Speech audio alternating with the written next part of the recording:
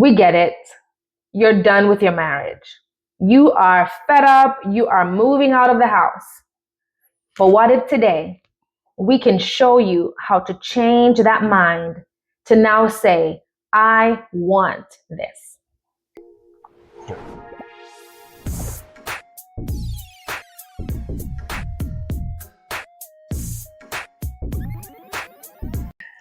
Wagwan. Welcome back to Stay Entangled, where we have real, unfiltered conversations with an aim to empower married couples to flourish in harmony whilst balancing family, marriage, and ministry. I'm Nash. And I'm Diane. And if you're new here, welcome. But if you're not, welcome back. Take some time to turn on the notification bell, hit the subscription button, and let's go. Let's go. So today we are talking about building that strong foundation in your marriage. And it's a cliche topic, I can say. Persons might say, yeah, we know how to build foundation. We know the main things. But there are some key points in your foundation years that if you missed it and your marriage is really rocky now, it could be a major part as to why your marriage is now feeling that is falling apart. So, of course, this podcast is about what we have experienced, what we have seen in others. Again, we are no experts, but we can share as the Lord has anointed us to share on how your marriage can flourish, even in that very moment where you think this is the very last straw. I can't do it anymore. Because we have been there. We have been at that point in our marriage where we have said several times, we think this is the last straw. And today we are talking about foundation years. And you may say, but Diane, I'm already 20 years in my marriage. I'm already 40 years. I'm already 10 years. What are you talking about? We can't go back to foundation years. No, you cannot. But we can show you what should have happened and what you can start doing today. That's right. I love it. I love it. The foundation years are very important to a marriage, because that's when you build that, you set the boundaries. Yes. That's where you establish Yes. Rules and regulations. And I use the words rules and regulations in a very light sense. Not that it's going to be as rigid as the word really suggests, but Yes. that's where you really set boundaries and you set expectations, right? Pretty much, the mode of operation. How are we going to take on this journey? How are we going to, handle change? How are we going to establish ourselves? Yes. So those first 2 years are very critical. It is. And we found that in our marriage, a lot of things that happened in those 2 years, looking back at it, if we had handled them differently, yes. We would have had a much easier initial couple of years in the marriage. Yes. However, that's not to say that it cannot be corrected now. Because even in the sense of, building construction, even after the building has been erected, there can be adjustments made to strengthen the foundation. Yes. So I like that. That's where we are right now. I like that. Looking back on the first 2 years of our marriage, and funny enough, yesterday I was talking to him. He had on a cap yesterday, and I was remembering when I met him, he was a cap person. And looking back on the first 2 years of marriage, looking on how attracted we were to each other and how we communicated and just looking on different things. While back then we thought it was good, like, oh yeah, we were so into each other. Like we could talk all day, every day, fall asleep, wake up, still talking, and still go and meet each other. And so we were courting, being married. We could do it. But then looking back, we missed a few things. Yes. We thought we were building a strong foundation. And that's why I'm saying to you, if you missed the steps, you can still correct it now. Right. In our early years of marriage, we thought that because we were of like mind, we were in the same beliefs, and we liked certain things, that was enough, that was a strong enough glue to keep us firm and to keep our foundation stable. But it was not enough. And I'm going to ask my hubby to jump in the scripture because he's the word man. He is the word man. You're putting me on the spot. So let's start off with the scripture first about foundation years. So before we dive into the scripture, I just want to look at the reason why we're talking about this. Yeah. It's about building patterns, and habits that will help to mold your marriage. And no better book to look at than the book of Proverbs. Yeah. Where it says, through wisdom a house is built, and by understanding is it established, and by knowledge shall the chambers be filled with all precious and pleasant riches. I love it. What does that really mean? I love it. It's really a look at the wisdom that's required to build that foundation. Yes. Understanding. Yes. And I don't want to add to the word, but I can swap that word understanding for patience, for humility, for just care. All that is wrapped up in this word understanding. Yes. And through that you can now establish a solid foundation. Yes. It's a new journey. It is. But if you enter into this without having the knowledge of, what to expect, all marriages are different. We understand that. But there are certain guidelines that if you, pay keen attention to them, then you will at least be in the ballpark. Yes. Within the vicinity of a comfortable marriage. Yes. And I like the analogy of your marriage is like you're building a home. Right? Well, essentially you are. There you go. You really are. There you go. And if you're building a good structure in your home, it takes time. It does. It takes a lot of hard materials. It takes a lot of hard work. It's also tiring. It is. It can be draining. Just building that foundation.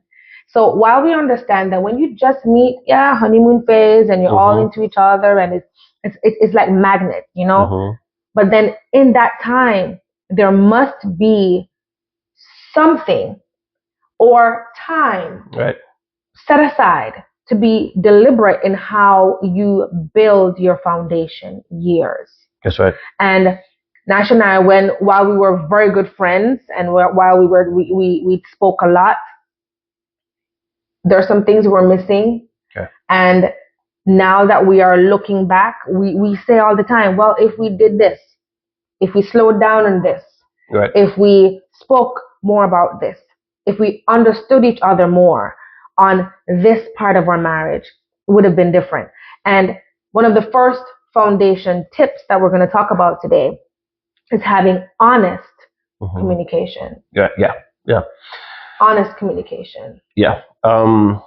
What I find is that in all scenarios, really, not just in a marriage, but in most relationships, whether friendships or, even at work. Yeah. People shy away from having hard conversations, the tough, prickly conversations, because of the fear of, I don't want to create friction. I don't want to hurt this person. I don't want to cause this person to be uncomfortable. However, I personally believe that if you are willing to have that uncomfortable conversation right now, it will fix things, set things in perspective for the future.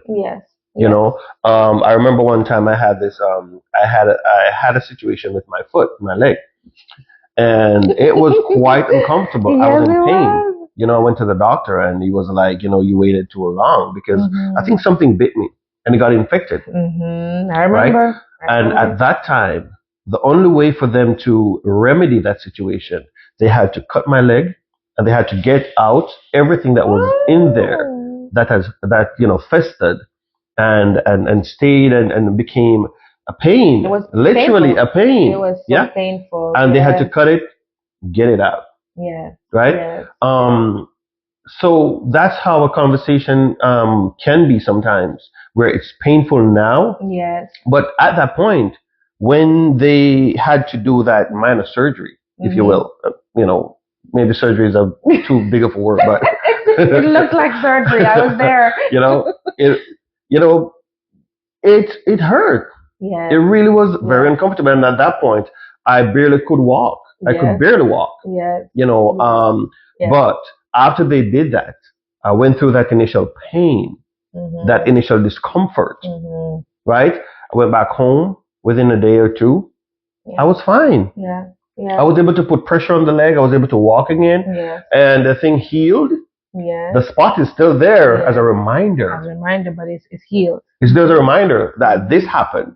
But guess what? If I poke it, it doesn't hurt. Yes. It's fully healed. Yes. But the skin still shows signs and as a reminder that, listen, this is what happened, avoid it. If this happens again, this is what you're supposed to do. Don't wait. Don't wait. Address it. Address it. And that's how it is in some of these hard conversations. Where you try to avoid having a hard conversation. Yes, and it's understandable because sometimes you're embarrassed. Sometimes you don't know how to say it. And I remember for us, and I'm going to share something that's personal to us. I got married to Nash. I thought I understood very well what's needed from me as a wife. I thought I did. And I struggled with submission to my husband. Struggled with it for years. We didn't talk about it. I didn't talk about it. I didn't tell him that I was struggling with that. I didn't say it at all. And that should have been said in the foundation years. It was years after that I told him that I struggled with submission. And it took me a while to understand what submission was, because I was taught, I grew up in an environment where when you hear submission, you are thinking more of, I'm your servant and you tell me to jump, I say how high. And that was embedded in me for a long time. So when I got married, I didn't think, when we courted, it was nice, but I just didn't think I would have that problem. And that was one of the biggest mistakes that we made, not having that intentional and honest communication from the beginning. The moment I realized that I struggled with it, I should have said something to him at that time. And then years after, where things are getting really messy and heated, you're like, where is this coming from? Like, what is happening? This is where we missed that step in the foundation years. Yeah.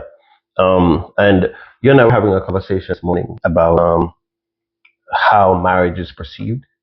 Yeah. And if we would not see marriage as a transaction, yes, then I believe we would have easier marriages. Yes. And I think to the point you made earlier about thinking that submission means control or being under control, that's a big error, because submission does not mean that. Yes. When God created man and he gave man a wife, he gave man a wife as a help meet. Yes. And that's not to say that she is under control, but that is to say she plays a different role to the man who was given the mandate to govern everything. Yes. Right? But he governs everything with the woman alongside him, by his side. Yes. So it's not, okay, I'm here governing from here and she's there. She's right by his side. He's now the balance. Yes. But it took us a while to understand. It took us a while to understand the mean or role play in each other's lives. Right. It took us a while. So foundation, as my hubby said, the house is built. Right. but you can still go in and like, okay, we need to make adjustments, make a reinforce. and reinforce the foundation of your marriage. So today you're saying, I'm done with this. I'm done with this. With too many arguments, we don't see eye to eye. Things going. Something underneath is not stable. Right. Something underneath is wobbly. And it's not too late. It's not too late. It's just not too late to address it. It's not too late to fix it. Yes. You know, you can bring reinforcement. It may be ugly underneath. Yes. It may be very ugly. However, if it works, if it's effective, then that's all that matters. Then do it. You know. Then do it. Yep. We were talking again. We talk a lot, people. We talk a lot. So we're having a conversation about how marriage is perceived now, as I mentioned earlier. But the point that really jumped out at me is the difference in perspective as it relates to a covenant versus a contract. That's right. You know, a lot of marriages now are based on that contract. Yes. You know, and not covenant. Yes. So it makes it transactional. Yes. You know, it's about what each party can get out of it. Yes. You know, so I was breaking down the word contract to her based on one of my mentors, based on his perspective of contract, that it is it's a transaction that it's built on distrust. Yes. Yes. You know, so you draw up a contract because I don't trust you to hold your end of the deal. Yes. Yes. You know, and the only way for me to ensure that I'm not shortchanged, we have a contract in place, and that contract will keep both of us honest.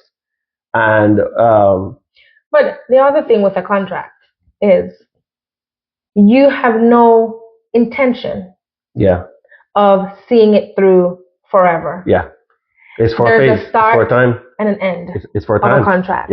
It's for a time. So if you're treating your marriage like, well, I'm in this now, but the moment he slips up, the moment she slips up, I'm gone. You have not made a covenant with your wife or your husband. You have gone into a contract. It's a contract. And you've already made up in your mind that I can leave at any time.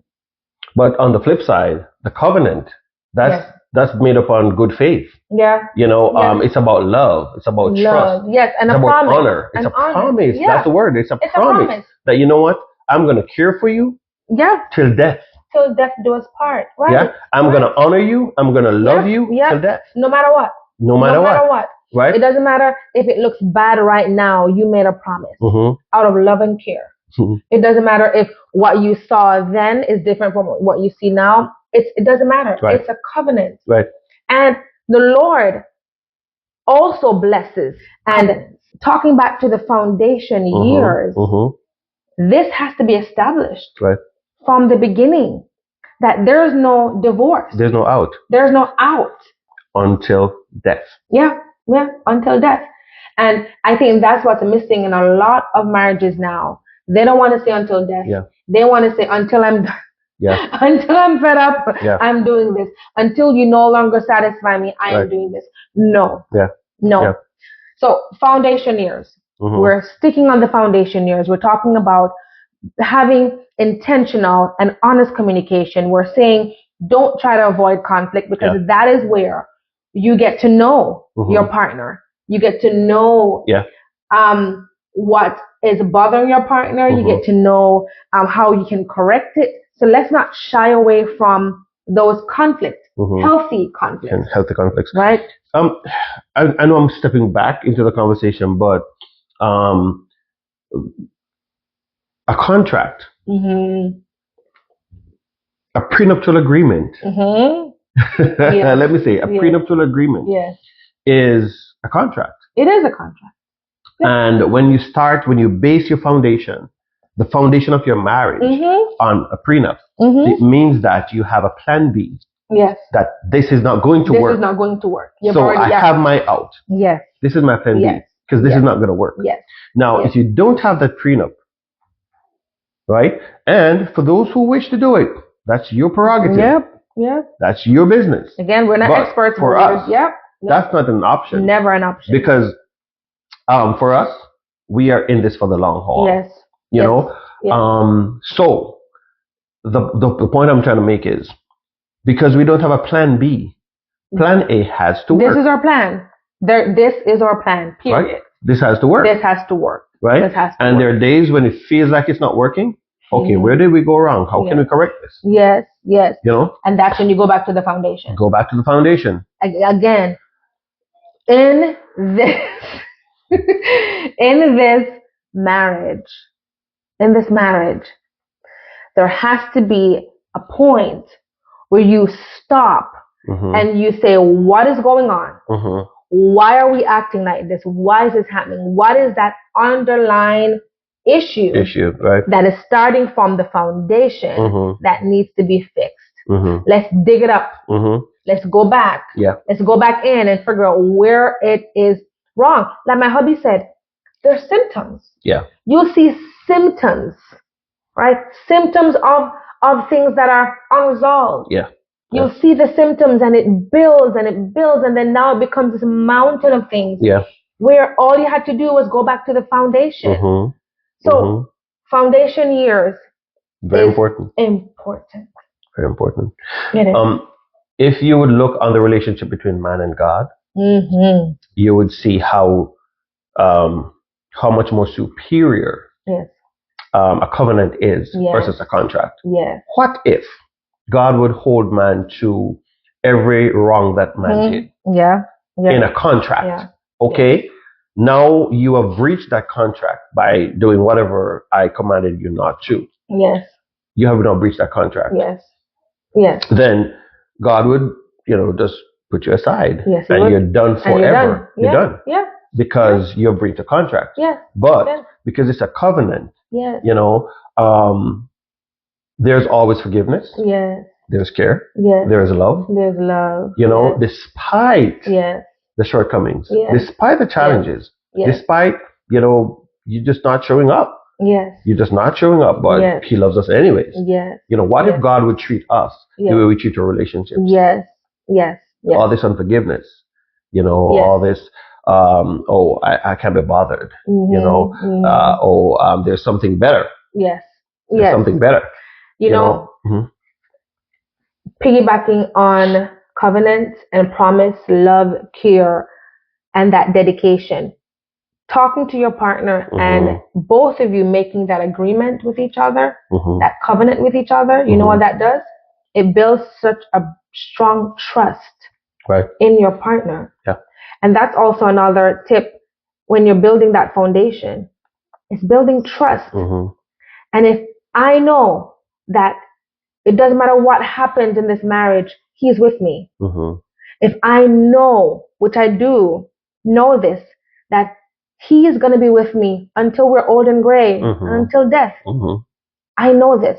There's a time in our marriage, I remember, I don't know what happened, and it was weird. Like I woke up one morning and I was in tears, and I was like, "You're going to leave me?" And it was like, "What are you talking about?" I don't know. I think I probably watched a movie and it got to my head. I know what happened. Satan visited. Yes, Satan visited. He whispered, and I was so emotional in the morning, and he was like, "What are you talking about?" I'm like, "Yes, you're gonna leave me," but he reassured me in that very moment, and he said, "Look on where we've been, and if I didn't leave you then, why am I gonna leave you now? Look at what we've gone through. We've gone down to the very lowest in our lives, where we have nothing to offer each other but hugs." Just hugs and prayers for each other. We went very low, and he said, "But if I didn't leave you then, why am I going to leave you now? Like even in the future, why am I going to leave you?" And that builds trust, and that is covenant. Right. That is covenant. And that's not to say that she's perfect, but in my eyes, she is. But he doesn't. No, I'm I'm not even trying to say this because I'm on camera. She knows this. I've said this before. You may not be perfect, but you're perfect for me. And I honestly be that way. So I lost my train of thought. You messed me up real good. But that happens, Yeah. Because my mind is in a whole different world right now. Anyways, so I wanted to make this point though, that having the mindset for reconciliation has to be, and I think this can be, where we close off this session. Yeah. But having the mindset his for mind is messed up now. Yeah, my mind is messed up. You know where he's going with this, You know, reconciliation. That's a very, very vital part of any relationship, and especially marriages, right? And the scriptures teach us the importance of reconciliation to the point where you're asked to put worship, put prayer aside, and go reconcile. Matthew 5 verse 23, it tells you that if there is conflict, right, we should lay aside the worship, the offering, lay aside the sacrifice, and go mend this. Mend it before you do anything before you come before God to worship, to pray, to whatever. And if the scriptures are so deliberate to warn you about fixing relationship, it shows how important relationship is. Mending relationships. So that's it. That's it.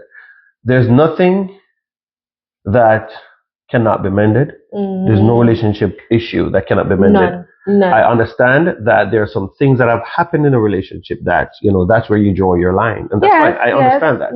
But I guarantee you that a large majority of the relationships that have died could have been rescued. It has nothing to do with anything criminal or abuse or... No, we're not talking about those marriages, because that was not built on love or trust or covenant. Right. But others. That I believe that those relationships were built on what I can get out of it. And each party entered that relationship thinking that, okay, I can get security. I can get financial security. I can get physical security. I can find someone to take care of my issues. And on the other hand, the other party might be, you know what, I can get good sex. I can get good comfort. I can get someone to cook my food for me, prepare meals. Right? But it's really not, okay, I am here because I care. Or I love you. I love you. Right. I'm here because, love was never a part of it. We have a good friendship. We have that connection, and I want to preserve this. We have something that, we think alike, and I believe that, we can go places if we put our heads together and just care for each other, because no one has ever cared for me the way you care for me. No one has ever made me feel the way you make me feel, and I like this. And because I like this, I want to give this back to you. And the care comes in, and it becomes now, okay, it's not just a duty, but it becomes now my way of life. So reconciliation is a huge part in also building that foundation. That should be a part of your talks from the beginning, in between, as you grow older. It should always be a part of your marriage, not to sweep things under the rug. And to avoid it, you get up and you keep moving, but to reconcile, leave everything else, and reconcile. Pay attention to fixing those issues, those areas that have been broken, those fences that have been damaged. Well, thank you so much for joining us today. We learned some things out of this podcast. We resurrected some things that we forgot about. We sure did. And I'm hoping that the tips that we're giving you about building the foundation, fixing the foundation, adjusting your foundation will help you to change your mind from saying, I'm done with this, to say, I want my marriage. I want my marriage. Go ahead, like, subscribe, share. So that's it for us today. Peace out.